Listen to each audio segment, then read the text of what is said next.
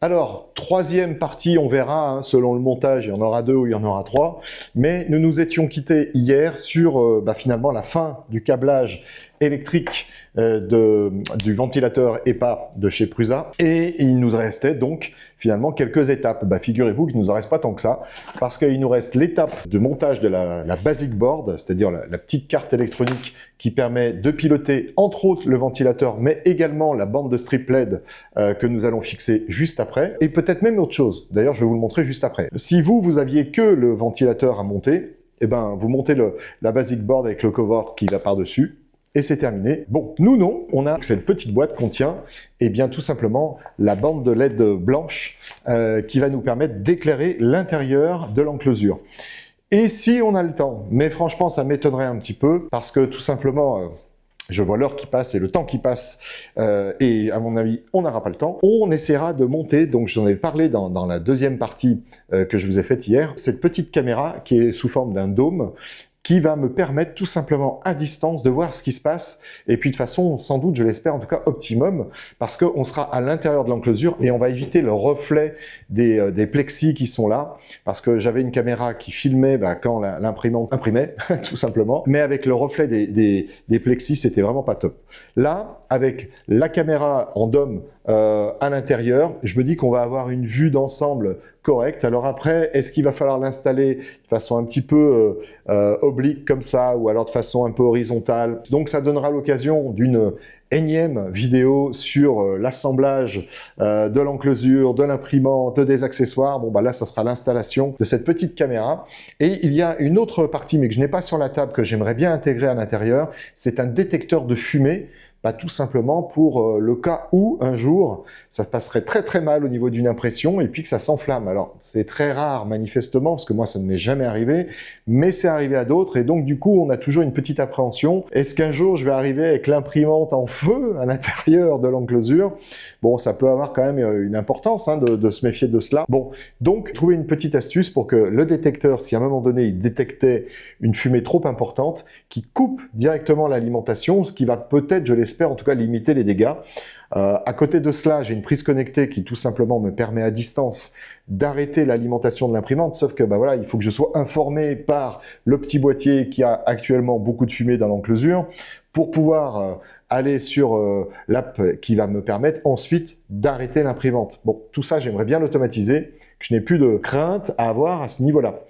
Donc, on fera peut-être quelques petits essais là-dessus, mais pour l'instant, on va finir avec ça. Alors, je vais vous montrer de près la petite basic board, parce qu'il y a quand même 2-3 bricoles qui sont intéressantes à dire là-dessus. Je suis pas certain que le focus de l'Insta360 Ace Pro, hein, qui pourtant a quand même des qualités pour filmer qui sont pas des moindres, mais le focus ou l'autofocus me semble un petit peu perfectible. Alors après, il y a peut-être quelque chose que je maîtrise pas dans la cam. Bon, j'espère que vous allez voir ce dont je vais vous parler. Vous avez ici le petit connecteur pour la bande LED.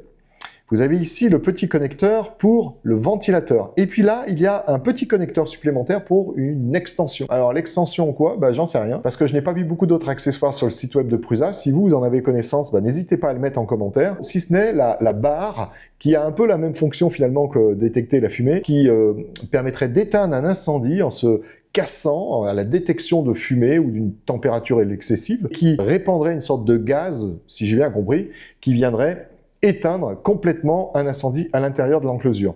Mais je ne suis pas certain que ça soit électronique ce truc-là. Bon, alors peut-être que si c'est électronique, ça vient se raccorder ici. Alors qu'est-ce qu'on trouve d'autre? On trouve juste ici le connecteur d'alimentation, là on va plugger la ligne du transpo. On a ici un petit bouton pour allumer ou éteindre le strip LED et un autre petit bouton pour allumer ou éteindre le ventilateur. Et puis, on a un gros fusible pour couper, j'imagine, toute l'alimentation en cas de problème. Voilà. Bon, c'était tout. Sinon, il y a des composants électroniques. Et puis, ici, eh bien, on va commencer à préparer les pièces. Je vais vous allumer la petite tablette pour cela. Alors, préparation des pièces, il va falloir de la visserie qui se situe dans ce petit sac et ces 2 éléments-là, évidemment. Alors, la visserie, on va avoir besoin de tout, donc on va tout sortir et on va ranger les éventuels spares. Donc, il y en a 2 M3 par 12, que j'imagine que ce sont les plus grandes, et puis des écrous, des petites rondelles dentelées, blocage dentelé, voilà. Et le reste, apparemment, on n'en a pas besoin tout de suite, ou c'était que des pièces en spare. Alors, une fois ceci préparé, comment ça va se passer? Il va falloir préparer les petits écrous pour les envoyer dans l'interstice qui est ici, pour que tout simplement ils soient bien positionnés au moment où on va serrer tout ça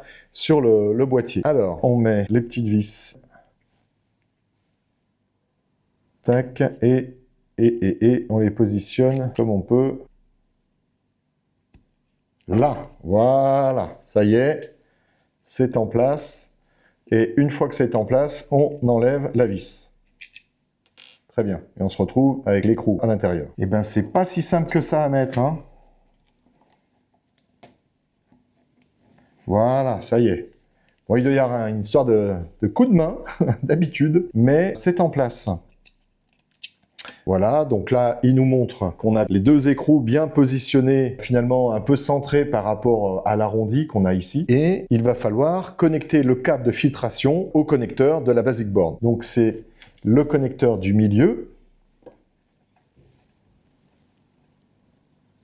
Tac. Et puis nous allons visser et positionner les rondelles sur la vis, prêtes à venir finalement se serrer contre le cover. Et bien c'est parti, on va ouvrir ça, ça sera plus pratique. Tac, tac.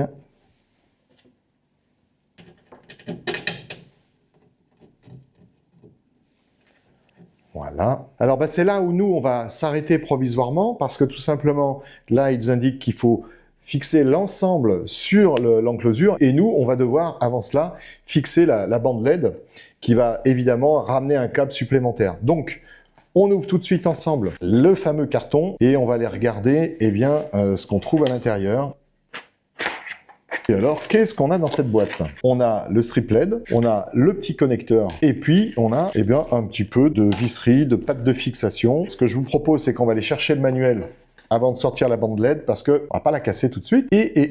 Donc, alors on n'a pas la serrure mécanique, parce qu'il y a aussi une serrure mécanique qui peut venir en option. Par contre, ici, on a la bande LED. Préparation de l'imprimante. Ah non, j'espère que non.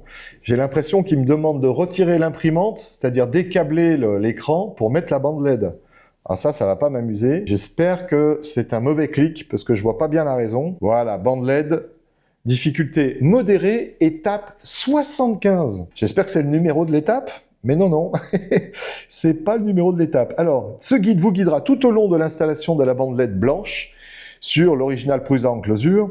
La visserie fournie inclut des pièces de rechange supplémentaires. C'est gentil. Les alimentations, ah oui, d'accord, ok. Donc je pense que pour ceux qui achètent la bande LED et qui n'auraient pas eu l'alimentation avec un autre accessoire, dans toutes ces étapes, il y a également la fixation de la lime. Donc moi, on va gagner du temps là-dessus parce que on a déjà fait tout ça. Exactement, c'est exactement ça. Donc il nous indique comment passer le câble, le premier câble, et là, on en arrive à l'assemblage de la bande LED, préparation des pièces. Donc, on a le diffuseur LED. Eh bien, c'est cette pièce qui va diffuser, comme son nom l'indique, de façon plus ou moins uniforme, cette lumière. En tout cas, pas avec des petits carrés comme ça, mais quelque chose de plus diffus. Et puis, on a le LED stick board, qui est cette pièce-ci, où on voit effectivement toutes les petites LED. Alors ensuite, on a les petits supports donc, qui vont nous permettre de tenir l'ensemble. Il y en a 3. On va tout sortir parce que bon, quand bien même ils disent qu'il y a des pièces de rechange, j'imagine que c'est plus la visserie que ces petits supports. Donc 1, 2, 3, tac tac, c'est de l'imprimer également avec imprimante 3D. Nous avons 3 vis par 18 et 3 écrous M3 par N. 1, 2, 3 avec le petit écrou en spare. Terminé pour ce sachet. Alors, assemblage de la bande LED. Tout d'abord, insérer l'écrou M3N dans chaque LED stick bracket. Ceci, on l'insère, hop. Normalement, c'est pas les parties les plus complexes. Voilà, c'est dedans un peu en biais, mais c'est dedans. Voilà. Là, c'est bien mieux. Et on fait les deux autres. Voilà. Alors, aligner le bracket contre le premier trou de LED strip board et le plus proche du connecteur de LED strip blanc. Ok, donc on enlève tout ça. La petite plaque, plutôt sympatoche. Ça nous indique la longueur d'onde. Je pense que c'est ça. Et puis la plaque, qui est plutôt sympa.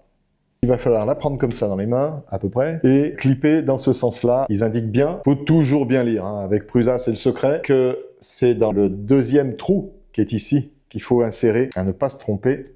Hop. Voilà, et j'étonnerais beaucoup que vous arriviez à voir que c'est aligné, mais c'est aligné. Et j'imagine qu'on fait de même avec les 3. Donc le deuxième trou étant là. Le troisième est ici, et ça nous donne ça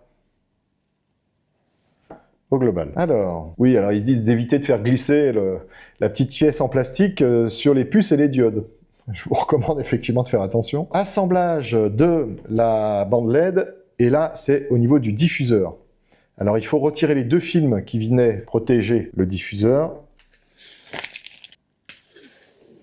Voilà. Et ensuite, on vient clipper l'ensemble. Pousser le diffuseur LED dans les LED stick brackets. Utiliser la fente supérieure. Donc, ils nous font remarquer que c'est bien sur cette fente-là, qui est donc la fente supérieure, qu'on va aller glisser le diffuseur. Hop, sans rien casser. On va enquiller le premier. Tac. Le second. Et le troisième. Voilà ce que ça nous donne. Et il y a là aussi les trous à aligner. Alors, on va dire que vous l'imaginez là. Il faut que ça soit bien aligné pour pouvoir passer, j'imagine, les petites vis derrière. Et hop, c'est bon, ça me paraît très très bien aligné. Ensuite, montage de la bande LED. De l'extérieur, insérer 3 vis M3 par 18 dans les trous du profilé du support. Donc c'est bien de ce côté-ci de l'imprimante, ou en tout cas du boîtier. Et fixer l'ensemble de la bande LED des vis. Le connecteur LED doit être orienté vers le bas. J'imagine que on le voit par ici, voilà, c'est-à-dire que le petit connecteur que vous avez là doit bien se retrouver dans ce sens-là, donc l'ensemble venant comme ceci. Donc déjà, je sais que je ne vais pas pouvoir mettre la caméra domique de ce côté-ci, parce que ça va venir soit se faire flasher complètement par le diffuseur LED, soit au contraire camoufler en partie la partie haute, en tout cas du diffuseur, en ayant tout simplement la caméra par là. Donc je ne sais pas trop, je pense qu'il n'y a plus qu'une seule solution, c'est que je mette cette caméra par le dessus. Ça m'ennuie un petit peu, j'aurais bien voulu avoir une vue plus plongeante. Maintenant, vu que c'est une caméra demi qui est normalement capable de filmer vraiment sur un nombre de degrés très important, peut-être que ça ira quand même, mais j'aurais bien vu la petite cam par là-bas. Bon, tant pis. De ce côté-ci, il y a la bobine filament qui vient là, quoique nous, on va mettre un MMU3S, donc cette bobine ne sera plus jamais là, elles seront plutôt en dehors. Mais bon, peut-être qu'on mettra dans ce cas-là la cam de ce côté-ci. On va se donner un peu de temps pour y réfléchir. Alors, on se retrouve de ce côté-ci. Donc, il nous disait quoi? Il nous disait de faire sauter éventuellement les 3 qui sont là. Donc ça, déjà, ça ira comme ça. 1, 2, 3. Là, moi, j'en avais pas. Tant mieux, ça m'en fera un de moins à enlever. C'est normalement pas trop pénible à enlever. Il suffit que je dise ça pour que celui-ci le soit. Voilà. On insère les 3 vis. Tac, ici. Ici et ici. On n'attache pas tout de suite le connecteur, manifestement. C'est quand même curieux, parce qu'on va s'embêter une fois que ça sera en dessous. On va suivre le manuel. C'est pas toujours le cas. Mais là, on va le suivre. Et on va aller fixer ça, donc, dans ce sens-là, évidemment. Et il faut visser tout ça, quoi. Voilà. Serrer les 3 vis M3 pour fixer l'ensemble du bandeau de LED. Je ne sais pas du tout si je suis dedans. C'est l'horreur. J'étais dedans. Bon, alors, on va aller étudier un peu ce qui se passe là, parce que là, il y a un truc qui va pas. Je pense que je vais aller de l'autre côté, parce que je n'y vois rien, et c'est pas si simple à fixer, parce qu'il faut vraiment que tous ces trous soient bien alignés manifestement. Ils semblent l'être, mais peut-être pas suffisamment. De l'autre côté, je verrai un peu mieux. Ok, alors, je pense qu'en fait, il faut pas mettre les vis d'abord. Il faut être modeste, essayer déjà d'en fixer une. C'était donc la bonne idée. Je veux dire que ça allait tout de suite mieux. Ah oui, bien plus à l'aise là pour aller fixer tout ça. Ou alors peut-être que tout s'est bien aligné à un moment donné aussi. Hop, voilà. Alors, étape suivante, j'ai vu qu'il y avait un petit peu de câble management. En tout cas, il nous parle du câble. Eh bien, il faut monter le petit connecteur entre le diffuseur ou entre le strip LED et puis la petite basic board. Donc c'est cool. On est quasiment à la fin. Est-ce qu'ils indiquent qu'il y a un bout dans un sens ou dans l'autre? Moi, ils m'ont l'air d'être à peu près pareils. Donc je pense qu'il n'y a pas trop d'importance. Connecter le câble LED au connecteur situé en bas de la bande LED, ça vaut mieux, autrement ça ne va pas. Guider le câble LED bas, guider le collier de serrage. Donc il y a un collier de serrage à un moment donné. Ah oui, d'accord. Il y a juste un reel 100, et j'espère pour vous que vous en avez, parce qu'ils font 3 mm, là, 2-3 mm max d'épaisseur, et c'est pas fourni avec. Alors franchement, Joseph, fournit le petit reel 100 qui va bien, parce que vu qu'ils ne sont pas fournis non plus avec l'alimentation, à ma connaissance, hein, moi en tout cas je n'en ai pas eu, et bien pour fixer le câble de l'alimentation et ce petit câble, il n'y a pas de drill sans. Donc pour ceux qui ont monté peut-être leur propre imprimante, il vous reste des drill sans. Pour ceux qui l'ont acheté tout assemblé, je pense pas que vous ayez eu des drill sans dans la boîte. Bon bref, mais en tout cas, voilà, j'espère que vous en aurez. Sinon, allez dans une boutique de bricolage. Alors, le drill sans est en place. Le connecteur, donc on dit qu'il n'y avait pas de sens. Voilà, donc là, j'ai passé le petit riz de sang à l'intérieur. On va mettre le petit connecteur, comme on peut. Clac, c'est fait. À mon avis, je l'ai oublié, lui. Vous voyez ? Hier, j'ai oublié de rattacher ce câble avec celui-là. Hop, il n'y a pas de gros risque. On va couper ce riz de sang. Voilà, on va en faire passer un nouveau. Et on va aller attacher ces deux ensemble. Ça me paraît bien mieux comme ça. Voilà, ils indiquent bien de ne pas serrer trop fort, parce qu'effectivement, ce petit câble-là, vous pouvez vite l'endommager. Et on fait descendre, lui, par ici. Donc ça, comme ça, lui qu'on attache par là. On va attendre un petit peu avant de l'attacher, de fixer la basic board pour être certain d'avoir assez de longueur de câble. Mais enfin bon, franchement, je pense qu'il n'y a aucun problème. Lui, par contre, on va aller le couper tout de suite. Voilà. Donc, maintenant, alors là, il nous reparle de la basic board. Nous, c'est déjà préparé. Et on va donc passer à l'étape connexion. C'est très simple, c'est d'aller fixer le connecteur qui est là. Hop, le voilà. Les rondelles sont toutes parties. On l'a une, très bien.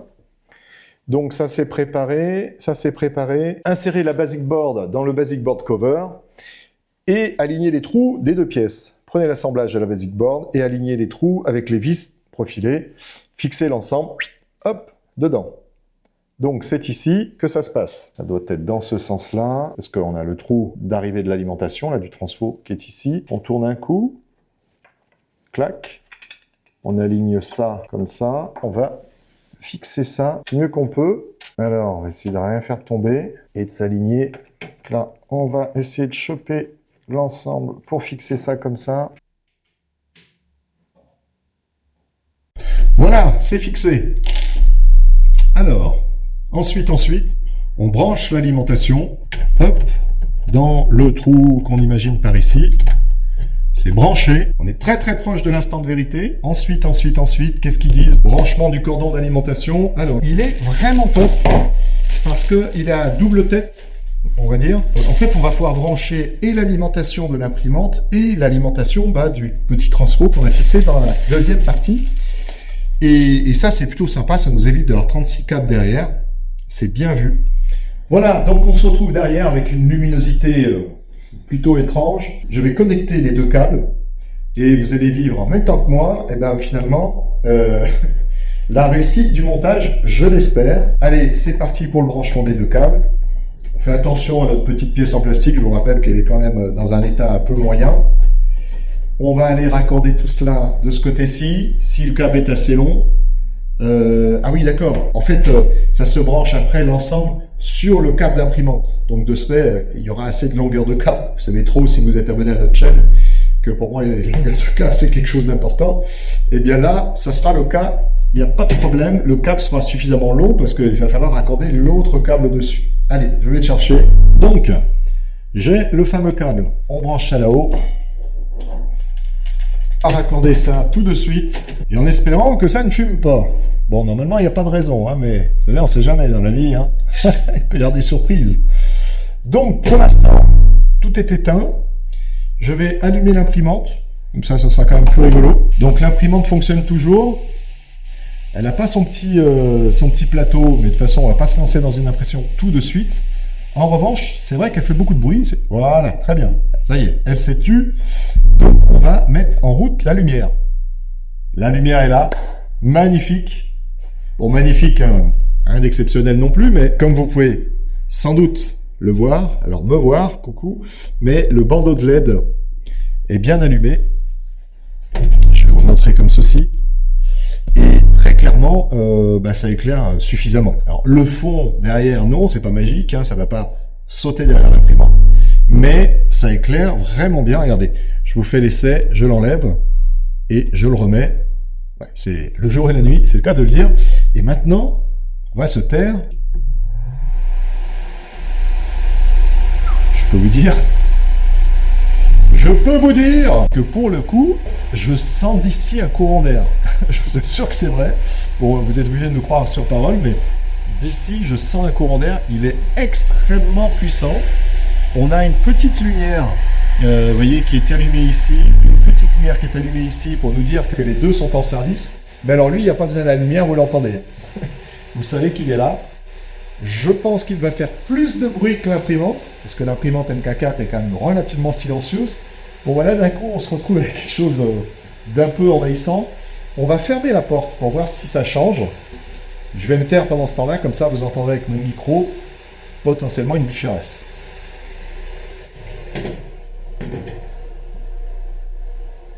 Ah ouais, on entend toujours, mais c'est vrai qu'on l'entend nettement moins. Et puis bon, bah ça va nous enlever les mauvaises odeurs, ça va nous enlever les petites particules.